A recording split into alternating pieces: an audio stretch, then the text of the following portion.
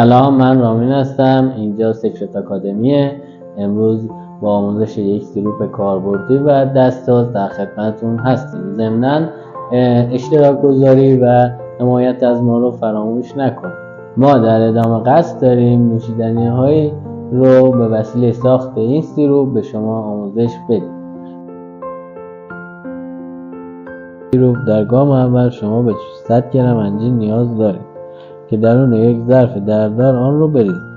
سپس به اون 400 گرم آب دمای محیط اضافه کنید و مطمئن بشید که همه جای انجیرها آب نفوذ میکنه.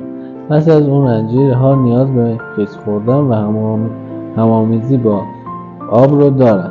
برای این کار شما به مدت 10 الی 12 ساعت مخلوط خودتون رو در یخچال قرار بدید. بعد از گذشت زمان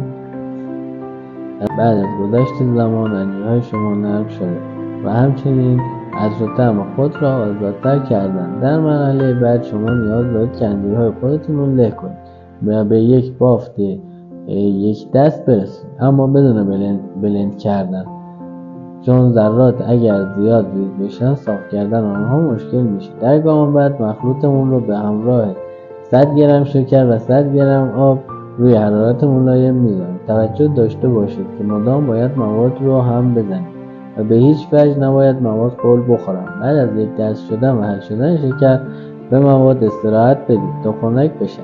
بعد از خنک شدن شما به وسیله یک فیلتر کاغذی یا پارچه‌ای باید مرحله فیلتراسیون رو انجام بدید تا سیروپ بدون پالپ داشته باشید. بعد از فیلتر کامل سیروپ میتونید سیروپ رو درون یک بطری پلاستیکی یا شیشه‌ای بریزید و درون یخچال ازش نگهداری کنید. ممنون که تا انتهای ویدیو همراه ما بودید. تا دیدار بعد، خدا نگهدار.